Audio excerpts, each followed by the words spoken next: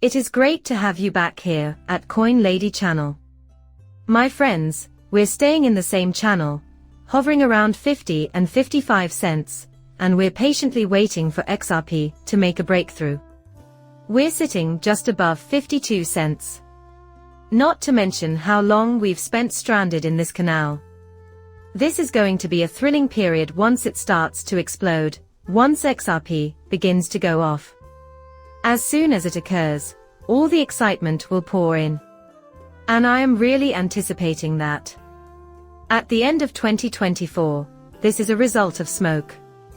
At long last, the market worth of cryptocurrency will be considered. The actual worth of cryptocurrency will be exposed in September 2023 as a consequence of rules established by the Financial Standards Board. So, in your opinion, is the current price of XRP reflective of its fair market value? Not in my opinion. To me, XRP is pretty cheap right now. Without our ties to the SEC during the last 3 years, I believe XRP would be trading at a level higher than its previous all-time high right now. However, it appears that this may be shifting. The rules for recording the fair value of cryptocurrency assets on a company's balance sheet are laid down in U.S. Regulations Section 121. The market determines fair worth. So, who determines the value of a market? What would XRP be worth in a fair market? Considering the recent activity surrounding XRP, Ledger, and XRP's potential application in international money transfers, it seems reasonable. As I mentioned before, the fair market value would be above $5 when it comes to demand liquidity. I am interested in following the progression of this. This was retrieved by Chad Stein. Recall with sorrow 121 lowering, the banks are prepared. On Thursday, June 27, 2024, at the London office of Goldman Sachs, there will be a digital asset conference. During an all-day, in-person event, the banks are excited to discuss tokenization, crypto markets, investor viewpoints, and more. Banks are unable to move further due to laws, which are prevalent in many nations like the United States. This is particularly true for smaller nations and those with weaker economies. These nations are making strides forward, because they believe they may gain an advantage over the United States. Once again, though, our economy has a considerably clearer picture of our total debt. However, this presents an opportunity for them to climb the economic ladder, accelerate innovation, and embrace cryptocurrency head-on.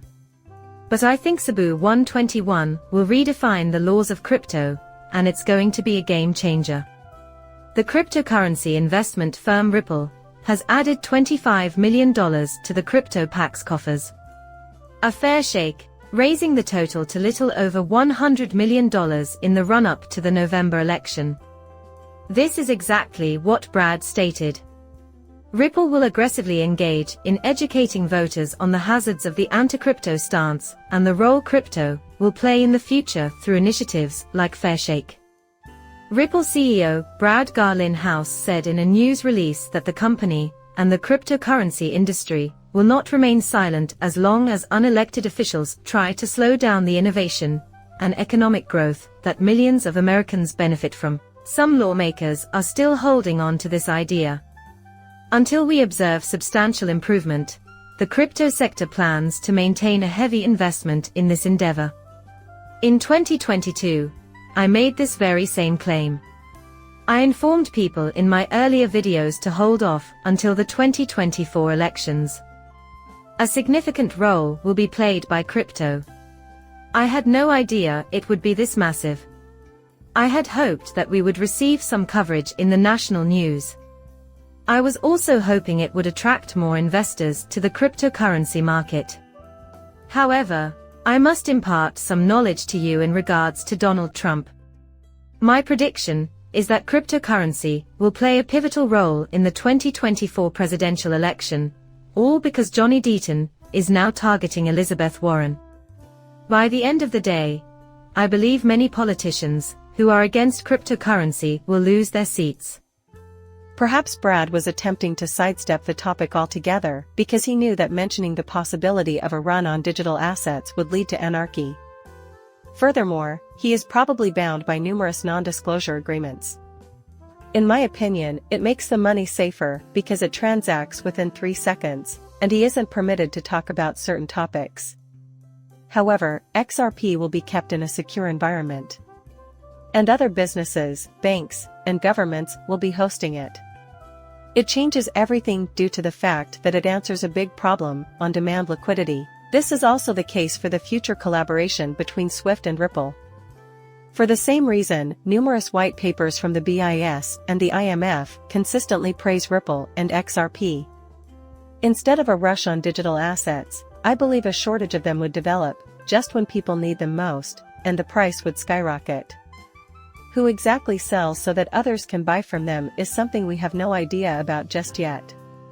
Here is how I always see it. A large number of individuals will eventually sell XRP. People will wait in line to purchase it, and the major institutions will acquire XRP in greater quantities as retail sales increase. Even if they manage to get their hands on it, they certainly won't sell it in the same manner that we would. Already, they've amassed billions of dollars. If XRP's value increases by $10, $20, or $100 in the future, does it matter to them? Reason being, it will be useful to them. You're mistaken. Reason being, it will be useful to them. You're mistaken. Retailers require it in order to amass wealth. For its practical use case, it is necessary for the huge institutions.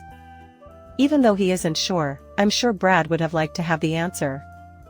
Similar to how smoking causes this, despite ongoing denial, ISO 222 will pave the road for payments to flow across the traditional network and new payment gateways such as Ripple and 3Quarter. Listening to those who dismiss ISO is the worst move you can make in the cryptocurrency market at the moment because its value hasn't materialized.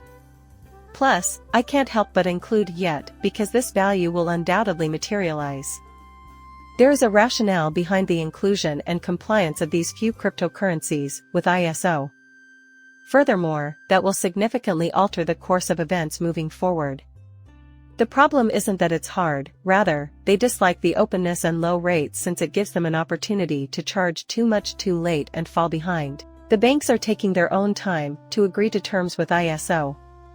The way Jamie Dimon talks about Basel III gives the impression that he views it as a danger. He is opposed to it because, with more openness, banks will be unable to engage in underhanded practices. You should still hold on to these ISO cryptocurrencies when we reach the moment where ISO is fully operational, which is expected to be in 2025.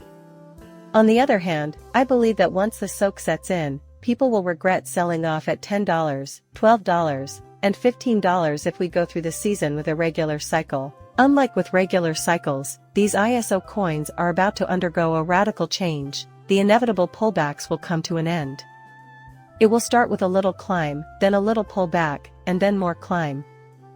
It will start with a little climb, then a little pullback, and then more climb. That's the scenario I envision unfolding. My whole holding of ISO coins will remain in my possession forever for that very reason. Ripple has intervened to aid those affected by the recent floods in Brazil.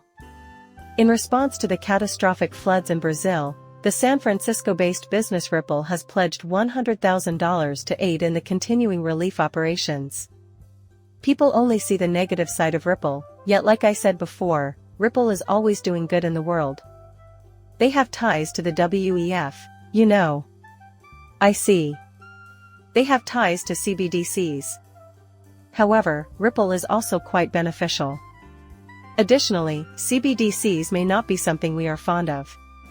The fact that Brad is a member of the World Economic Forum's board is also something we may find objectionable. However, I have always viewed it in this way. Seeing Brad at the World Economic Forum board meeting has me thinking about increasing my XRP holdings because I want to put my money where the elites are putting it. Even the wealthy are putting their money into XRP. For the same reason that top central banks and the International Monetary Fund have been singing the praises of Ripple's technology and XRP's on-demand liquidity features. You have to go where the money is if you want to be wealthy. If you want to know what the elites are doing, just follow them. Stay positive, be patient, and let's grow rich together till it all happens. Well, that concludes our video. Do me a favor and subscribe to my channel. Coming up shortly, farewell.